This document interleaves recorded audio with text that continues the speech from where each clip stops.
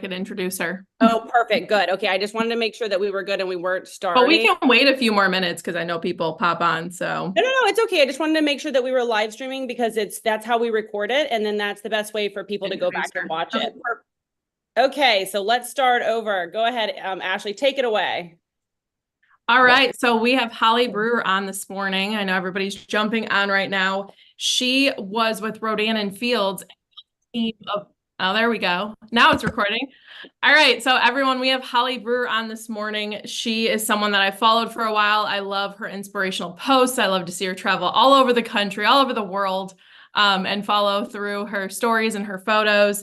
And she actually was with Rodan and Fields and built an organization at that company of over 7,000 people, and started training corporately at the company and has just formed relationships all over the globe. And we are so excited to have her here. The Rodan and Fields company had changed the model up a little bit. And while I don't know a ton about it, I do know that we've had a big change in our real estate market. And so just watching through her journey and what posts she's putting out and seeing how, one door kind of closes or shifts and how you move into a different leadership path, I thought that would be a great meeting for our team, and just to see how your resilience and how new doors open and new things happen and taking that disruption and making it something positive.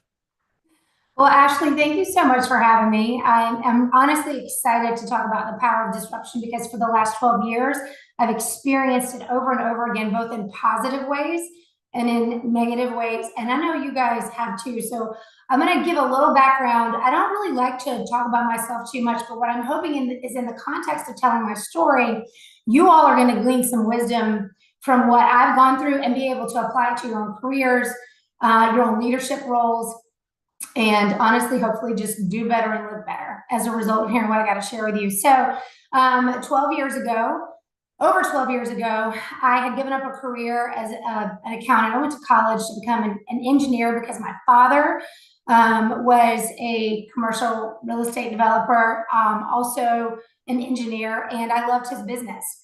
I thought I wanted to do the design part of what he did, but I spent 2 years at NC State in engineering school and said, I absolutely hate this. And I probably should have had a career counselor who told me I like people too much to sit behind a desk and design things. So I decided to switch into accounting so that I could run a business. And I found early on that, and thankfully, that my passion is to help entrepreneurs, to help build small businesses, to help build businesses and help people run them and create them and make them more successful and better. And so by the time I graduated NC State, my passion and my goal was to be a consultant and really serve the small business owner. But that plan got diverted when my husband and I got married. And in the first year of our marriage, I got pregnant, and it redirected my career path because an 80-hour work week with a big CPA firm was not what was going to be conducive to the motherhood vision that I had for myself. So instead, I helped my entrepreneurial husband develop his businesses, and he is in the self-storage boat and RV storage industry. He builds those. That's what he does. So I helped him start his business and devoted my time to my kids. And 13 years in to being kind of the helper, I was ready to put my business brain and my leadership skills to good use. And I was dying. Literally for a whole year before I found Rodan and Fields, I kept saying to my husband, I'm supposed to be doing something, and it is stirring in me so much that I'm almost want to come out of my skin. And so for an entire year, I was praying, God, what is it? What is it that I'm supposed to be doing? And so I guess I had to be in that position to be open to what was coming to me. That stirring had to be happening because otherwise I would have missed this. Okay. So I'm going to encourage you all to always try to keep your heart and your mind open to what's going on around you and the role that you might be able to play in what's happening, because I could have been very close-minded. I did not like direct selling at all. Everything I knew about it, I thought it was sleazy. You manipulated your relationships to be successful. And along comes this company that is a skincare company. And I knew I needed skincare at 37 that actually worked for my sun damage, but I didn't have an interest in beauty products. I mean, remember, my background is numbers and business, right? But I was introduced to Rodan and Fields through a senior vice president of Bank of America, and I trusted her business acumen And she said, you need to look at this company. The doctors who created Proactive are going into the direct sales channel. They've been in retail. Estee Lauder owned them. They bought it back. They realized that social selling is the next big thing. Everyone's going to be buying online, and the recommendations of friends, and you guys remember this, right? You got to be out there in that social world. The recommendations of friends are what is building a business. They're going to go into that channel. Well, I knew the Proactive doctors because Proactive had showed up at my doorstep every 2 months because my husband used it and had gorgeous skin. And I would say, why do you use Proactive? You don't have acne. And his response was, I don't have acne because I use Proactive. So I had great respect for those doctors, and my heart was open because I knew something was coming. And I suddenly had this vision of what if I could help create micro entrepreneurs that spanned the entire United States. Women like me who were looking to create an income or a business without having to raise the capital, without having high cost of doing business month after month. And they could do it by serving other people, by sharing what they know and helping connect people to something that was guaranteed to work. For 12 years, I worked in that company and I built that brand alongside a couple other amazing leaders, a lot of other amazing leaders I should have. And we reached $1 billion in revenue annually after just 5 years. And I had actually only been a part of the company for 2 years at that point. So we did something extraordinary. We were the disruptors of the direct sales channel. We disrupted the entire industry by bringing people who were servant sellers. They weren't your traditional salespeople, but they believed in a product, they believed in a brand, and they believed in the opportunity, and they were sharing it with others, and it was catching on like wildfire. Needless to say, it extraordinarily changed my life. I went from earning no dollars, supporting my husband, right? I mean, it was our income, but to exceeding his income. And then we, thank God, wisely invested what I was making into expanding his business.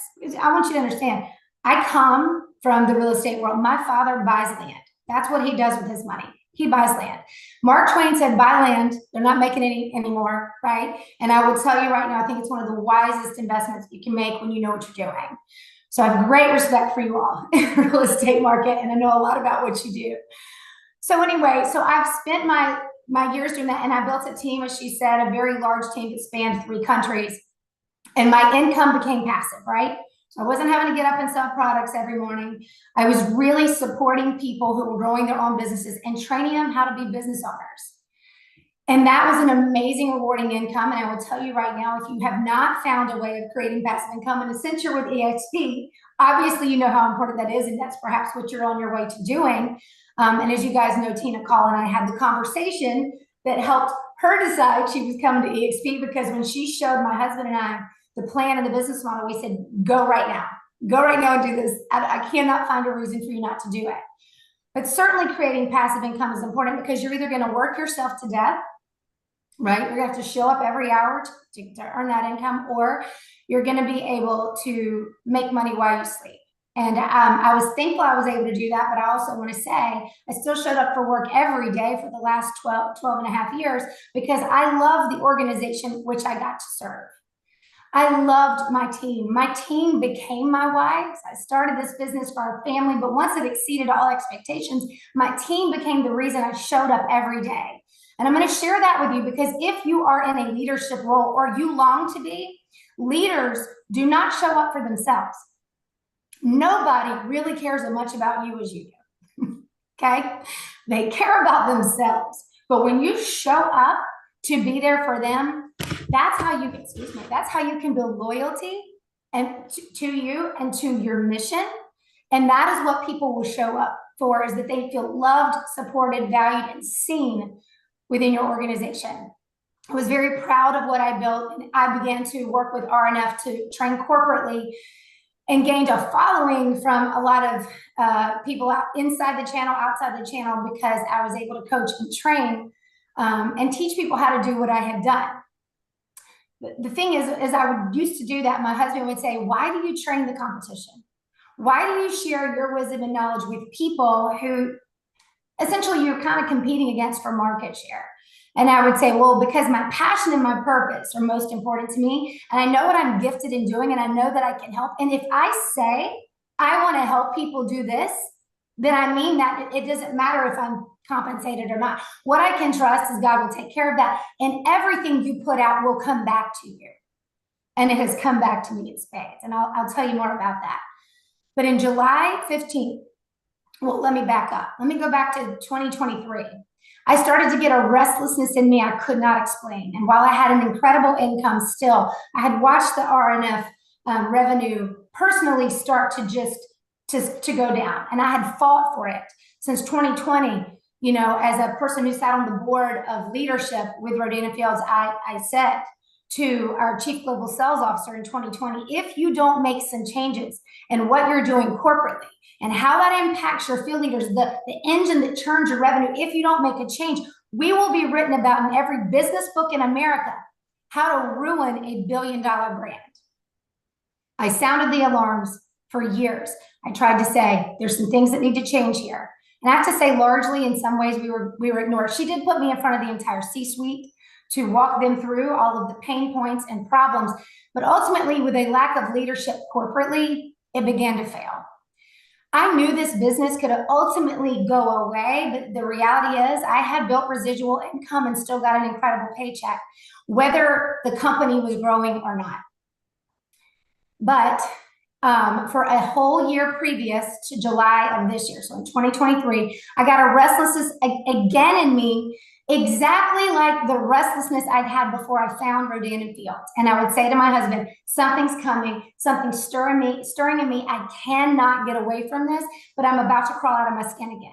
And I'm never going to leave my team because my loyalty is to them. I brought them into this business. I will not leave them. I will go down with that ship if it ever goes down. But there's something else. So it had stirred in me so badly that the morning of July 15th, I was out for a morning walk and I had said to God, God, you have got to shut doors that need to shut, and you have to open the ones that need to open, because I am so confused right now and I need some clarity. Now, in 2021, there had been an evolution of things in me. And one of the things that had happened over the course of the last 4 or 5 years is I've always been into health and fitness, but my eyes had been completely opened to how broken our healthcare is, how broken our food is, how broken pharma is, our Western medicine system is very fractured. And that's not opinion. That is absolutely substantiated by fact. I started digging into the corruption that exists, how money is driving policy and how it's driving decision-making that is ultimately making Americans sicker. I started a podcast in 2021 that became a really successful podcast. It's called Just Think Podcast. And it had, we talked about everything, but a lot of what we were doing was interviewing leading experts in medicine, doctors, scientists, you name it, that were exposing what was wrong and how we need to fix it. So my desire and passion for health and wellness was elevating way beyond my passion for skincare, but still did not think that I would ever leave Rodan & Fields until the morning of July 15th. As I prayed that prayer, I went back to the place that we live on Bald Head Island part of the time, went back home and I got an email that said, be on a Zoom in 30 minutes with the CEO of the company and a board member. And I instantly knew this is not good. And without any warning, in spite of being 3 weeks before, I'd been with a lot of our field-facing executives in Nevis. We had plans of things we were doing with a product launch that was literally happening the next day. And they informed me that as of September 1st, I will no longer have the organization that I had built and co-labored with, and that instead they would all be direct to corporate and the bulk of my income would be gone. Now, there was a lot of us who made a living wage from that company or higher, right? There was a lot of people who had incredible incomes from that company, and everyone was devastated. But I'm the firstborn of 3 girls, and I certainly have a leadership mantle I know that rests on my shoulders. So I went into almost a robotic mode of, okay, well, what's next? I was pretty unemotional in a way that I really couldn't even understand. But I just remember that I was thinking, all right, well, what am I going to do? Texted my husband, who was on the golf course, and said, I think I just lost my income. And fortunately, the decisions we had made financially, and I encourage you to do the same. I don't care how much money you make. You better plan as if it does not last forever. And people have a real hard time doing that. It's easy to live high on the hog, and certainly we've lived an incredible life, but we made good decisions. We invested in real estate. We invested in my husband's business, so this would not destroy us. But losing that cash flow month after month was huge, huge. I cannot understate that enough. What I want you to know, though, is in that moment, another disruption had happened in my life, perhaps one of the biggest I'd ever experienced. And I had to make a decision in that moment if I was going to roll around on the floor and cry for weeks, which some did, or if I was going to get up and figure out what was next. Maybe, just maybe, this was that answer to that prayer. That instead of freaking out, I needed to go find out. And listen, we have a finite amount of time in our lives that we can live. You have to ask yourself when you're living in a moment, is this really how I want to use my time today? Because it's a currency that runs out. Or am I going to getting busy, trying to figure out what I'm going to do next? And maybe this isn't the end. Maybe this is just a redirection. Maybe I am supposed to be doing something different, and maybe now is the time I'm going to find out what that is. So immediately I had conversations with some of my colleagues, and I consulted with my dad and mom. My dad is the biggest mentor and influence in my life, and he has always believed in me. It's something that actually makes me emotional. If every girl could have a dad that believed in them the way my dad did, their confidence would be far higher. But he always believed in me as a businesswoman. And when this happened, I said, well, I can never go back to direct sales. Look what just happened. I can't do it. I had a unicorn experience. You're not going to have 2 of those in your lifetime. I can't do it. But he had a conversation with my mom who's listening in, and she had said the same thing. Well, she should never do this again. And my dad said to her, she's made millions of dollars for 12 years, changed her life, found her calling, and she's good at it. Why wouldn't she do it again? And so I was here saying the same thing those first 24 hours. God, I'm not going back to ever do this again. And I had thoughts. I have done public speaking and I've done training. I can do that, fee for service business model where I get paid to come out and speak. I could write stuff. I could put out content, and perhaps I will, because it is something I care about. I started thinking about that, but it's my son's senior year, and I was thinking, I don't want to get on the road and go do this public speaking and have to show up to get paid. I built residual income. I coach people to build residual income. I want to create that again. But I did not think I would go back to this channel. But something really serendipitous happened that I want to share with you, because I want you to understand wherever you are in your business or your entrepreneurial journey, your career right now, is that pay attention to the signs.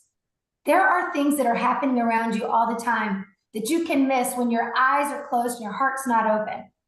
And let's be real, we all get too stuck in this sometimes to really be noticing that things are stirring around us, and there are signs and things that are pointing you in a direction that perhaps you don't understand, but you need to pay attention to. And I mentioned the podcast and my deep dive on health, that journey that I had been on. Well, that was actually significant, but something else I'll share with you that honestly I had not shared with people. I had a vision back in 2018 of something I really wanted to create. I come from a farming family. My roots are rooted deep into rural North Carolina, where they were just working farmers. They didn't grow things to sell it. They grew things to live off of it. My grandpa, my father's one of the most successful people I've ever known, but his father had an 8th grade education because his mother died and he had to help raise his siblings.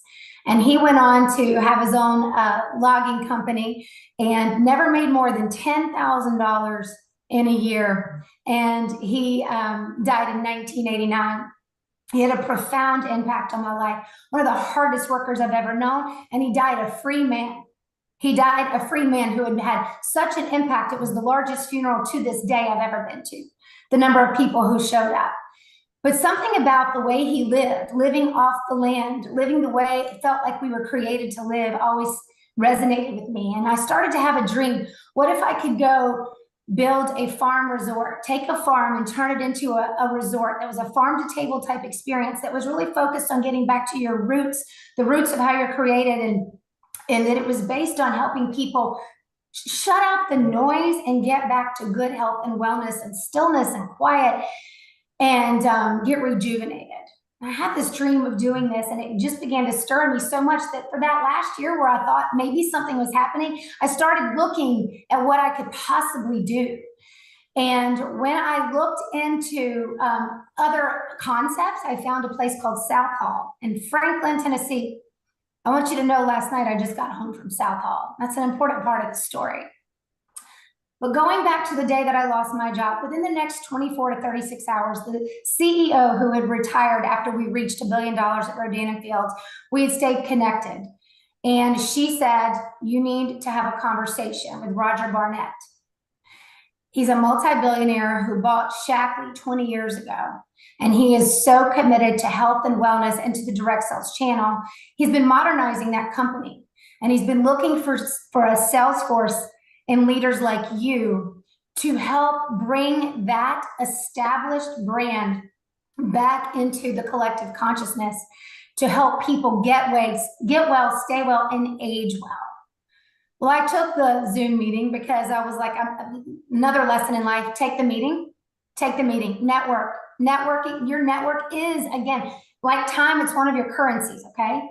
I took the meeting, and the minute I heard him speak, I was so intrigued by the fact this man did not need this company. He has had built very successful businesses and came from a legacy of business builders. But he said, I believe that health and wellness this is a crucial time in health and wellness. We need to help people get well and stay well. And of course, you guys know that resonated with me.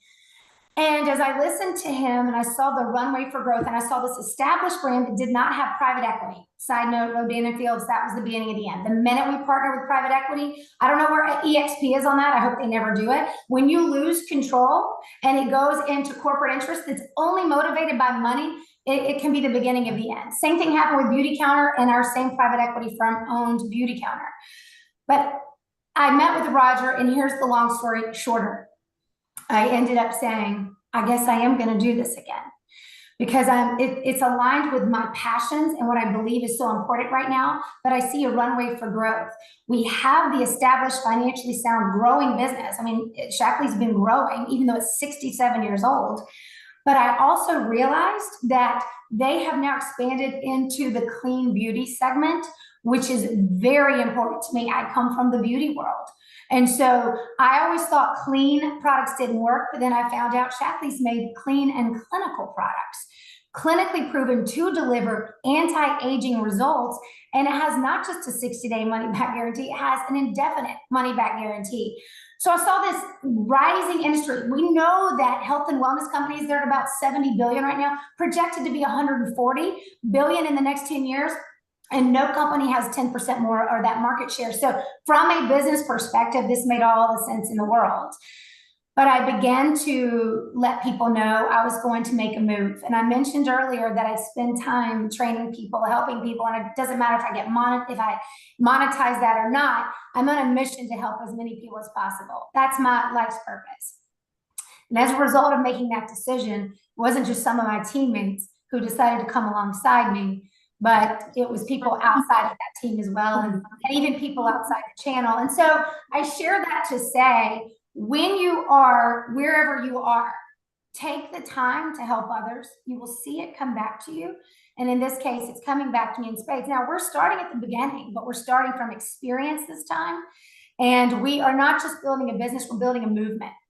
We're building a movement to educate, provide that community that you all know. That's why you showed up today. You're a part of a community. We're going to build that community on the Shackley platform, and we're going to help people get well, get better, live better, and age better from the inside out. And I'm excited because I know that everything now, from my passions to my business, are completely aligned. But I will share this with you. I mentioned South Hall, the farm that I wanted to go visit. So many full circle moments have happened. So that land, the family land that I was speaking about, my father now has expanded that family farm. And today it holds a muscadine vineyard. Do you guys know what muscadine grapes are? If you're from the Southeast, you know what muscadine grapes are. They're a very unique grape, but they have powerful antioxidants. They are so incredible. Their health benefits are really extraordinary because it has an extra chromosome. It's a special grape. And my dad has built this farm of muscadine grapes, this vineyard of muscadine grapes. So when I start learning about Shackley products and their new anti-age line, and they're aging from the inside out. They have a product called Vivix, which is just an anti-ager that shields your cells so that when it's combated with things that make them age, it shields them to slow down an aging process. Do you want to know what one of their secret ingredients comes from? The muscadine grape. So here I have this vision for this farm someday to have some type of possibility to be a health and wellness place for health and wellness. And these muscadine grapes are grown there now. And that's the key ingredient in a company that I've now aligned myself with. But the place that I wanted to go visit for inspiration of how I can someday do that in the state of North Carolina was South Hall. And I get an email this week from the CEO and the executives that say, hey, Holly, we'd like you to come out to Franklin, Tennessee. We'd like to meet with you and some of the other top leaders. And we're going to send you where you're staying. And I got the email last week. It would make me cry. You're going to be staying at South Hall Resort. They had no idea. They had no idea what I would be doing, what I've been thinking, that they didn't have any clue. So 100 of us leaders met in Shackley this week. Met with Shackley executives and the CEO this week, and to really launch this new ageless movement within that umbrella. And I could not be more excited. The reason I share my story with you today is I know that at EXP, you guys have had your own transitions. You've seen your own regressions. But let me tell you something. Your regressions are not indicative. They're not a necessary predictor of your future, because all of you came to EXP for different reasons, but I imagine the reason that drew you to EXP was the fact that it is a disruptor, that it has the capacity to create that residual income without you having to go sell a house or a property every single day. But not just that, it brings in this community where you are collaborating instead of competing with one another. We really are better together. And when you start to realize that you don't have a scarcity mindset, but you have this mindset of collaboration and abundance, you will always know there's enough for you. One of the grossest things, I had an experience with a realtor recently, and she is not on this meeting. She is not an EXP agent, that I'm telling you, I will never recommend her again. And I'll never do business with her. It was in Eastern North Carolina.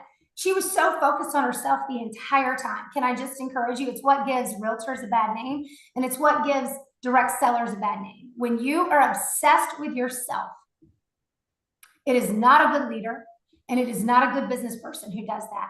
You have got to think about how you can show up every day and serve something bigger than you and serve something other than you. And I promise you, when you do that, it will come back to you. It will come back to you. You can trust that. I don't know what you've gone through in your life. I don't know the difficulties you've gone through, but when the bad moments come, and they will, you better understand that it's all rigged in your favor.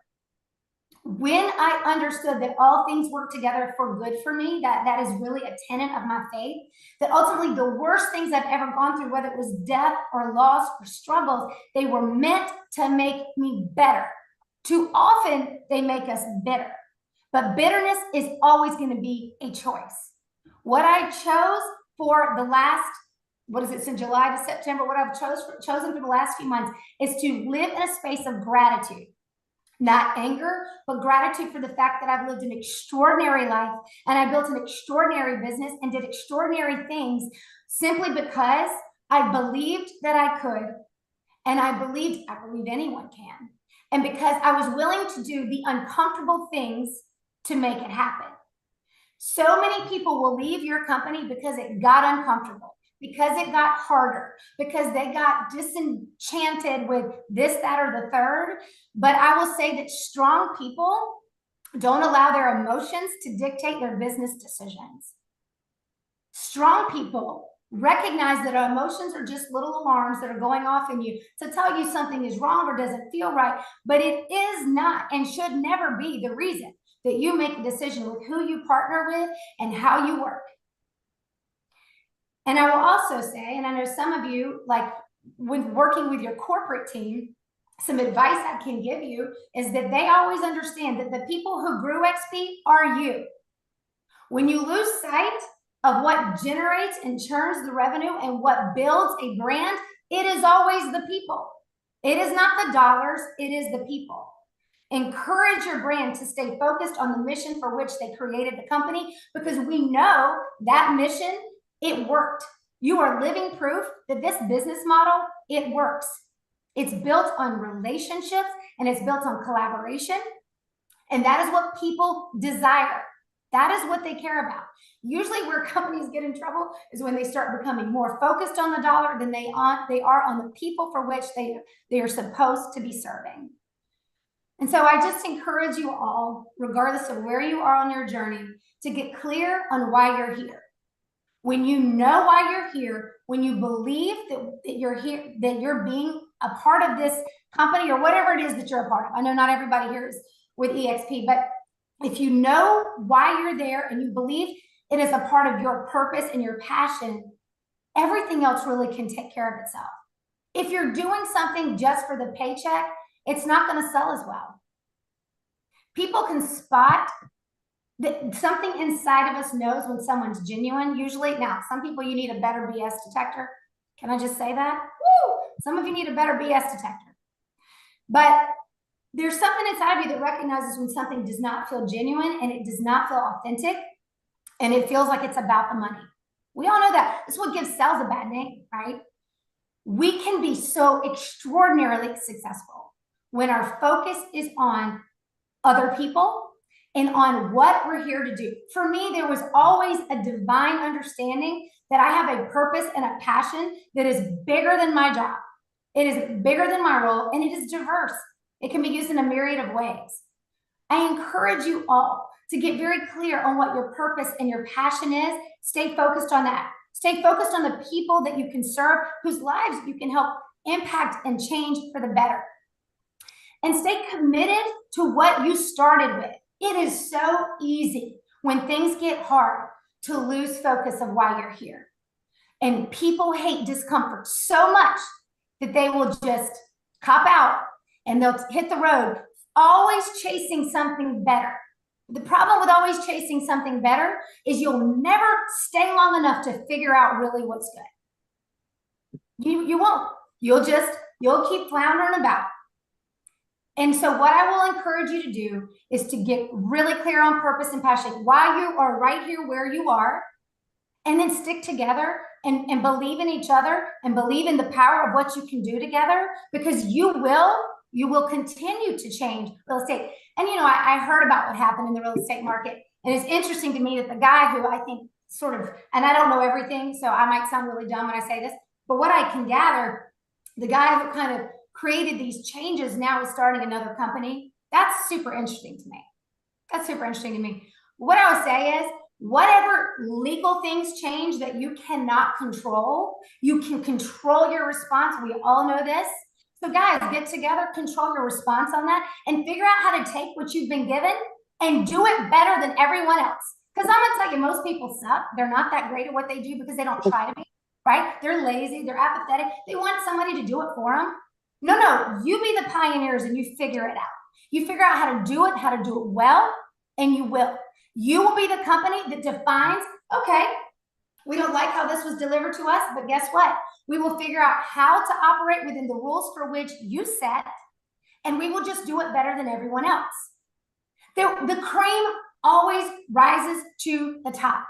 It's a universal principle. You can be the cream, or you can be the crap that sits at the bottom of the cup, and it will always be your choice. It will always, always, always, always be your choice. You get to choose not what happens to you. You get to choose how you respond. And what you may find is that it was never the end. It was always just a redirection. And the last thing I'll share before I shut up is this. Listen to me. In my business, there were people that had become toxic. There were things that had become a distraction and a block. And when I got to start again, without all those distractions and toxicity, because I could choose whether I let them do business with me or not. So when things change, it usually will sift things out. It will clear things up. Muscles never get bigger or stronger without first being torn. Sometimes things have to crumble down to the ground to establish a firmer foundation on which to build.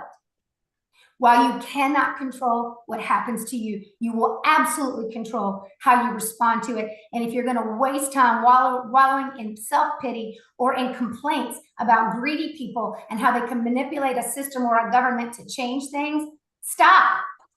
Can't do anything about that now. Just be the people who pioneer the future. You guys are smart enough to figure it out. That's the thing I know for sure.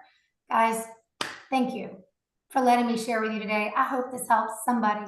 I hope you're inspired to just go do something different. That is my clap. Anna and I were just texting saying we needed this so bad. So bad. Girl. So bad. Do you guys see why I signed up for EXP? I'm like ready to buy whatever else you're selling. What do you sign me up? I need some muscadine wine. I need a retreat. I just texted Anna and I was like, how do we just go hang out with Holly? I'm telling you, she's amazing. She's amazing. Well, listen, I have to say too, guys, one of the first texts I got when the news came out was from Tina. And what I love about Tina is that, you know, when you have people around you who believe in you, it's so powerful. You know, she was not this, oh, you know, gosh, you know, it was like, hey, you know, you're going to be okay. You know, you're going to be okay. It's not going to work out. And so, Tina, love you. Proud of you, girl. Look what you've done. Mwah, mwah, mwah. Yeah, I'm excited. Do we not need her? I was just thinking we need to put her on stage at EXPCon. Yeah. How do you get her there? Let's get her out there. Let me out there. Y'all pay me to go out on there. Well, you know what I do have a question though. Do we have a second for a question? Yeah, absolutely. Yeah. I'm asking, like, based on Rodan and Fields, like with EXP, we have so many competitors. They all are owned by Wall Street because they think they can do it better, which we all know that they can't. So when you guys face that at Rodan's, I mean, like what would be your advice as new companies come out and they're like, well, you guys are just like, or we're just like EXP. Like, is there any sort of mindset or thing that works? Rodan and Fields never had a competitor. Do you guys know that? It really never had a competitor. No one could do it. I think the secret sauce was the Fields. Like, the products were incredible and they were guaranteed to work. That helped. And they had this proven, leadership and the doctors behind it. But when the doctors lost control and they sold, they were getting older and they wanted to scale globally. And so they sold their controlling interest to private equity, to Wall Street. And that was the end. So absolutely, EXP needs to maintain its autonomy in whatever way it can do that. But I would say when people say they're the next best thing, it had happened all the time to us, guys. We would lose agents, we would lose consultants to these other brands. Oh, I could tell stories for days. You guys would love this. They would always say they're the next thing. They would go there and they would get paid bonuses up front. So then it looked like they were making a lot of money. Every last company folded. There is not one company that took consultants from us that still exists today in any capacity. I mean, it might exist, but it's not doing anything. And all these people moved on. And now they just look like flaky people. That's what they look like, right? Like, so true. Stick with what you know is working. And if it's not working, figure out how to make it work. But as long as you guys have more control of what that looks like, you're in a much better position than people who are really subject to Wall Street decisions that are, they're motivated by nothing but money. Well, it kind of goes back to people will run away from discomfort so fast, right? And and then a lot of times people will kind of like self-diagnose, well, I just want the shiny object. I just want the shiny object. And really, I don't know necessarily if it's that like our brain just wants the shiny object. I think sometimes we convince ourselves that it might just be easier because it's exciting. Yeah. But it's really that you're just kind of uncomfortable. And if you just push through that discomfort long enough, there's usually something groundbreaking on the other side of it. And so that's why you see the move. It's people trying to reinvent. And it's like, you don't have to reinvent. You just need to stay focused on kind of that goal and keep running that race. And there's beautiful things. Yes, and I think there's this, people look for this high sometimes too. Right? And let me also say there's people, certain agents you'll see, or we saw this, once they stopped getting worshipped at their current brand, they just needed more worship, right? So once they just became one of the gang, and they were like, oh, I need more attention. And it is so sad, but everyone has their own psychology as to why they're motivated by certain things. And some people are going to be motivated by some really deeply needy things inside of them that really have nothing to do with your business. It just has to do with them. It's like stuff that they need and want. So true. And just don't let that be a true. distraction. They're not making decisions based on business. It's all emotional and spiritual and things that they need inside themselves that have nothing to do with your team or your brand. It's them. And I think too, can I just say this? Learn to diagnose when it's a you problem or a them problem. And like, do not lose an ounce of sleep on a them problem. Like that's her thing. That's his thing. Let them go. And just be thankful when people get taken out. Sometimes they just need it to. I think that comes in leadership with age and experience and growth. And I can admit I'm not 100% there yet, but I've over 5 years have seen a huge difference in that. Like, is that a me problem or is that a them problem? Because sometimes you really try to figure out, like, what can I do to fix it? And it's like, well, there's nothing you can do to fix it. No, there isn't. And again, that goes back to what you can control and what you cannot. And I can't control other people. But there was no one who ever left our team, not one person who did better. They just never did better, So you guys are in good hands. I know who's at the helm of your ship, and I know that she works with that corporate team as well to make sure that, they're trying. And listen, guys, things will evolve, and you got to adapt to that change, and things might evolve with EXP. They might have to change some of the comp situations or whatever based on the market, But if they do, like, let me tell you what new companies will do, just so you know. New companies will come out offering a lot up top, and it is for no other reason than to build the brand. And once the brand is built, they're gonna scale back. One thing Rodan and Fields never did, they didn't do it. And most companies in direct selling will. Well, we're seeing it a lot. They're going to offer a lot up front to lure you over, and then they're going to change the comp plan. I don't think that was EXP's desire at all to do that. I think they were generous with their comp plan, and if they have to make an adjustment, as long as ultimately what you want them to do is to make changes that suit longevity. Okay, if they're going to make a comp plan change, let it be so that you can build a sustainable business, so that you're not just here today, gone tomorrow. If the comp plan changes come and they're in the interest of you being able to build a sustainable business, even if it means a temporary cut in your pay, build for the long haul. Just focus on building for the long haul, because you'll be glad, because it'll keep the company financially secure while helping you leverage the brand to build your own income that can be sustainable, perhaps for the rest of your life. That's what you want to do. This has been amazing. Go ahead, Tina. Sorry. I was going to say, I remember Holly told me 6 years ago before I joined EXP, she's like, don't freak out if they change the comp plan. Don't freak out. Like, she gave me the roadmap. And when we did change our comp plan, which I got affected the most because I had a ton of people in my front line, but I was part of that decision. There were 8 agents because we were going to be affected the most. It was for the greater good of everyone. Everyone got a raise the next day. Like, all of my downline, all my team, it was like Christmas. Like, I could deliver Christmas by saying, yes, we'll do it. I'll take the haircut by $200K, which is fine, because I know that it will allow everyone to continue to launch. And it's not even a big deal. And we're so blessed by just being here. So, well, when your team wins, you ultimately win. Correct. Their loyalty to you only elevates when they see you sacrificing for them. And that's what a good leader does. A good leader says, I mean, let's be real. I want you to keep winning. And when I was interviewing other companies that were coming to me trying to bring me over, my very first question to every one of them, and it's on record for me saying it, how does my team win? I don't care how much money you give me, which, by the way, I went over to Shackley for nothing. There was no promise of anything. They have offered to do like a soft landing package, but honestly, I didn't go over there for any money. It was like, can my team win here? That's where we're going. Right? Can they re-earn their income more quickly? They're going to re-earn it way quicker than I did. That's where I wanted to be. And a good leader makes decisions with their team in mind first. But when they win, you win. So it all works out. we love you. I love you guys. Proud of all of you. Y'all keep killing it. I'm cheering for you all the time. Thank you so much for doing this. So for us. good, Holly. Thank you. You're so welcome. All right, guys. I'll see you later. Thanks. Bye, friends.